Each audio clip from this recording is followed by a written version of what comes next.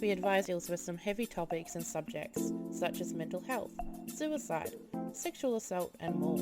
Please listen at your own discretion and please seek professional help if you are struggling. Thank you and enjoy the episode.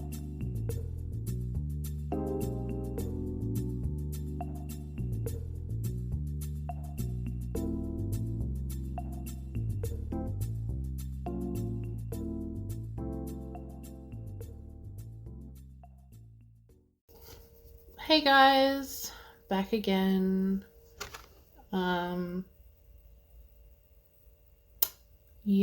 Where to start? This is pretty much a follow-up to the last episode in relation to family and what's going on with my grandfather at the moment and pretty much what's happened in the past week and a bit. So I made the decision to go visit him after all. It was a 24-hour trip. It was really fucking fast. My flight was at like 9:30 on Friday morning, and I was back in Melbourne fucking like midday Friday. So yeah, it was very quick, but I think I kind of prefer it that way. Like, I was thinking about it in the hotel room because I live in Melbourne, my grandfather lives in Canberra, two completely different states. It's about an hour flight between. And although I do have family I could have stayed with in Canberra, I'm not close to them, and I made the decision to stay in a hotel room, which in hindsight was probably the best idea I ever made. My auntie, who was the one I could have stayed with, she's a whole other kettle of fish. But I was thinking about it on the Thursday night that I stayed in Canberra, because when I say quick, it was really quick. So I left about 9:30, landed about 10:30, caught up with my dad close to 11 as he drove up. We went straight from the airport to see my grandfather. I was there for like a couple hours. And it was very surreal. Going to see someone you know you're going to see because it could possibly be the last time you ever see them is a very surreal and confusing situation.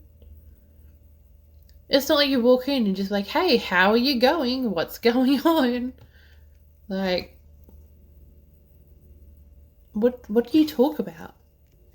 It's like I hadn't seen him in so long, so there was so much to talk about and at the same time so little. You didn't know if anything would be triggering. I didn't even know if he was really listening. He was in such a different state to what I'm used to that I even said to my dad, I didn't recognize him walking through the hallway of the nursing home. He didn't have his glasses on. He's lost a ton of weight. He just looked like a completely different person. I could have easily walked straight past him. And, we walk into the room and he's got his, breathing machine on, or sorry, not really a breathing machine. He's got like the lines, like the tubes, the oxygen tubes.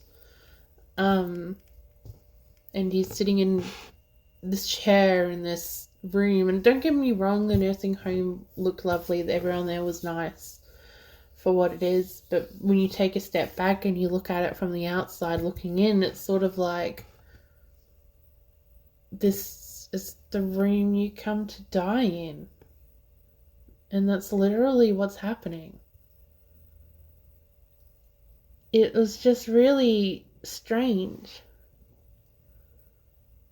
And to sit there and look at him mushing food. Because he was fed lunch when I was there.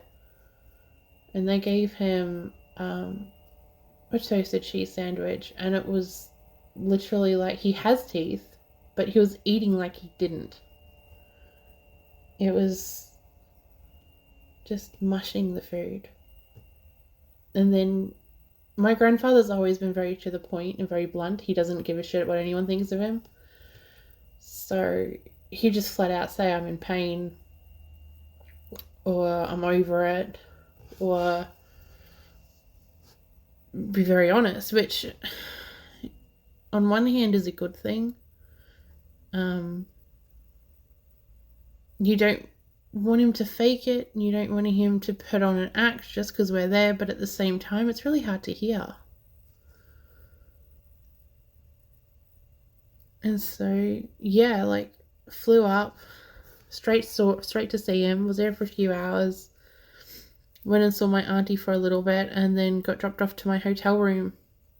And booking that hotel room was the best idea I ever had. Being able to spend that night essentially by myself in my own thoughts is kind of what I needed. I thought maybe it might have been too much and I might spiral and start thinking badly, but it was the complete opposite. I was able to sit and clearly think about how I felt and process everything properly. And I sat there and I had my Mexican food and my laptop open watching the most horrible TV show I've ever seen. I went down the rabbit hole of The Idol, but that's not for this conversation. And I just zoned out. And I think the hardest and weirdest part of it all was I was gone the next day. But the thing is, he's been so up and down mentally and physically that if I had stayed longer than a day, I think I just would have been fucking with my mentality. Because it just came to the point where it was like, my dad was and he still is, he's always telling me, oh, he's had a good day today, and then he goes back downhill again, and then he's had 2 good days, and then back downhill again. And I said to my dad flat out, multiple times now, don't tell me. Because this is how it's going to be until, unfortunately, he passes. He will have his good days, and he will have his bad days, and at one point he may just decline, and that'll be it. But I mentally can't take on the information that it's almost like you're cheering because he had a good day. And to me, like, don't get me wrong, it sounds like it's what you should be doing, is you're celebrating the fact he had a good day. But to me, all I'm hearing is, okay, but then tomorrow is going to be a bad day, or he's having a good day, but he's still going to die. Like, there's no reversing this. And then not knowing when. Like, in true doctor's fashion, they've given different days, different times, different lengths of time in relation to how long he has left. And I kind of feel that's worse. Because then you're counting down the days, or you're expecting something to happen in, I don't know, 1 month, 6 months, 12 months. When in reality, it can happen at any time it wants. But if I had stayed longer, I don't think I'd be as calm as I am today. And don't mistake calmness for I'm okay, because quite honestly, I'm pretty flat and pretty confused about the whole situation. But if you listen to the last episode, I completely broke down and I was in tears, and I'm getting a little worked up now, but I don't feel that same extent. Unfortunately, I was in a pretty bad state when I got back. It felt very surreal, very quick, like I hadn't even been, because it was quite literally 24 hours of travel and being there and seeing him sleeping, and that's it. So when I got back to Melbourne, it just felt like I hadn't been anywhere. And it's just a really odd mentality to be in. Because you know you've been, you know you've seen him, and you know he could go at any time. But then you start hurting and blaming yourself for not staying longer. But like I said in the last episode, I've never had that really close relationship with him, so I didn't want to force or push anything. And I think that's been the biggest mental gymnastics I've ever been through, is going through this and thinking I should be feeling a different way to the way I am. I was meant to go to a friend's wedding the day after I got back, so I got back the Friday, the wedding was the Saturday, and I couldn't do it. My mentality has just been all over the fucking place. Between working and talking to people and trying to catch up with people, and people wanting answers and I don't have, and spending every single day wondering if today's the day, and seeing my phone ring every single time my dad calls and thinking, oh my god, that's the phone call. My heart drops every single time my dad calls me, because I think it's the phone call to tell me he's gone. Every single time. It is so fucking hard living like that. It is so fucking hard knowing that you can't do anything and that they're in another state, and you deal with it in a completely different way.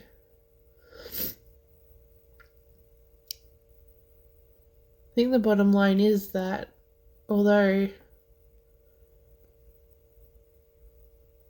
I feel like I'm handling it the best way I can, at the same time, I feel like I'm not handling it at all. And it's highly confusing. And highly frustrating.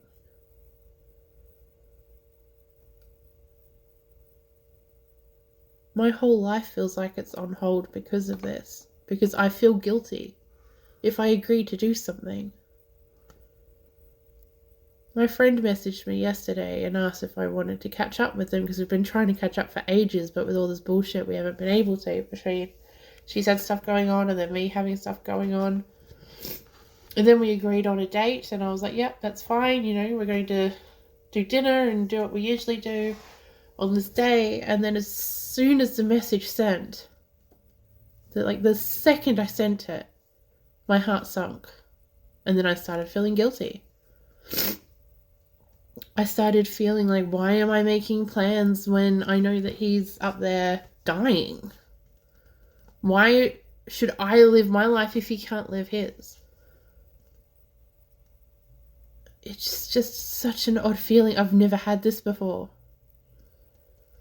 I've lost family members, but it's always been an instant thing. And this waiting is so fucking hard. So fucking hard. And you know, everyone wants to be there for you, and everyone wants to be able to help and support you and be there every step of the way. And no words can describe how thankful I am to a certain few people, and they know who they are. But like, you can't really be helped. The support, don't get me wrong, I'm not, you know, unappreciative of any of the help or the support. But this is something, unfortunately, that I have to deal with to a certain degree alone. I have to figure out how I feel about all this, and I have to figure out how I'm coping and how to work through it.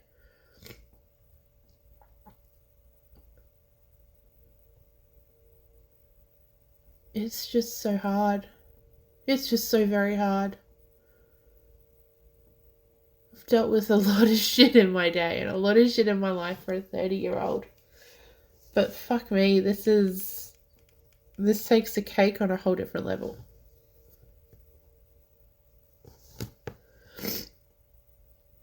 And then watching him in the nursing home that he chose to be in, I just want to make that clear. We didn't just he got sick and we shoved him away sort of thing. He was living with my auntie, and my grandfather is very stubborn and very independent. And as soon as he felt himself declining, he booked the nursing home. He didn't want to, in his words, quote unquote, be a burden on the family, which he never was and never would be.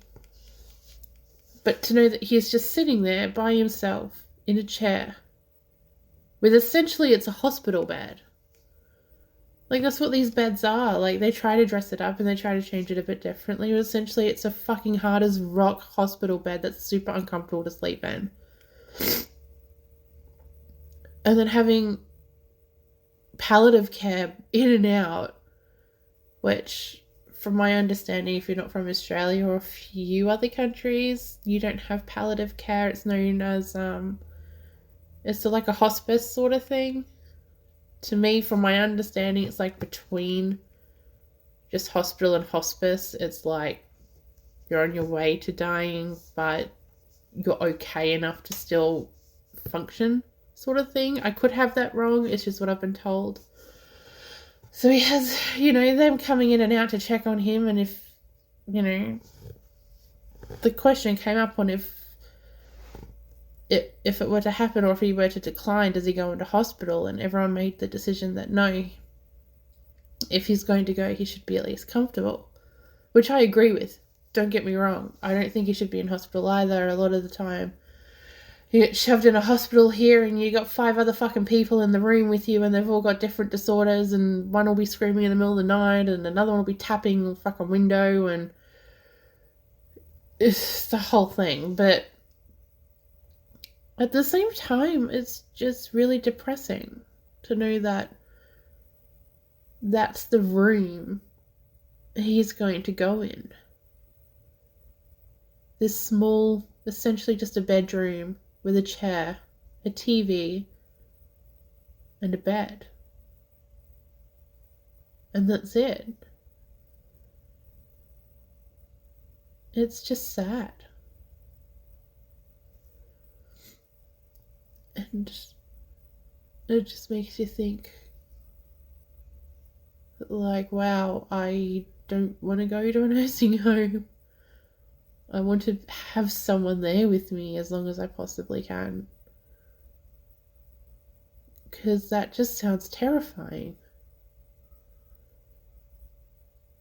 To lay there every single night, not knowing if you're going to wake up, and having it as an actual reality that you may not wake up. My biggest fear is death, which is stupid because if it happens, I'm not going to know about it. It's just going to be done. But fuck me, this doesn't help.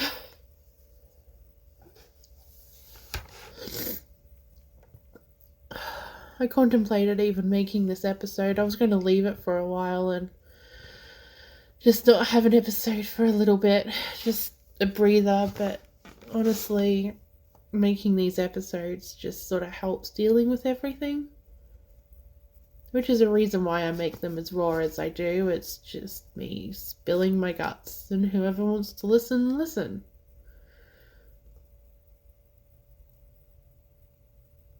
But yeah, this waiting is just hard.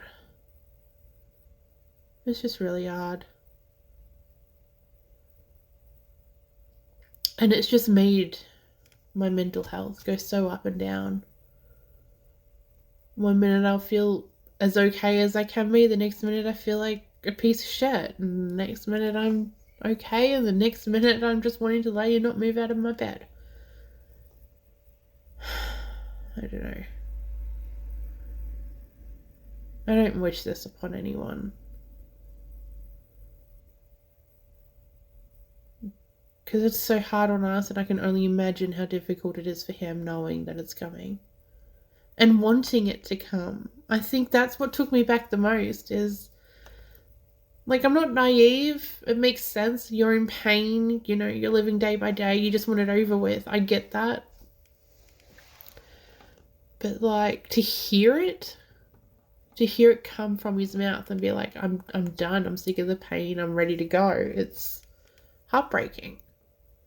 And then On top of that, I'm sitting at the table with my auntie and my dad afterwards, and my auntie, who, mind you, has been dealing with this since the beginning. She's the only one that's been there.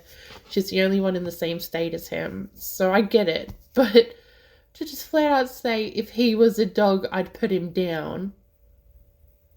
It's just a very hard, blunt thing to hear. I get where she's coming from. I do. But it's just like, do you have to put it that way?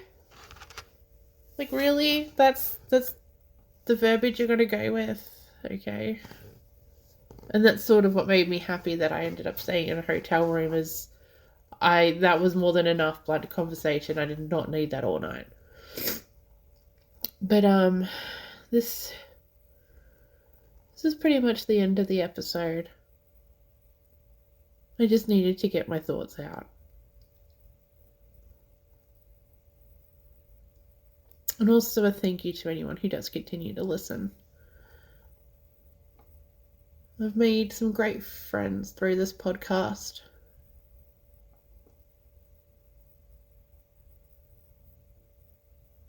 You've all just been a huge help, whether you know it or not. So thank you. But yeah, I'm going to leave it at that. I hope you have a fantastic day, despite listening to this first and probably getting depressed. But please have a fantastic day, and you'll hear from me ASAP. Bye, guys. Hi, like what you heard? Need a bit more Nuggiez in your life? Then come follow us on all our socials. That's at SSNUGGIEZ pod on all socials. Linktree is linktr.ee/SS Nuggiez pod as well. Come listen to us on all platforms: Spotify, Apple, Good Pods, and more. Come on over, we always need an extra hug. Listener discretion is advised. This is not for the faint of heart. We deal with all topics, so just be aware. But come on over. You're always welcome.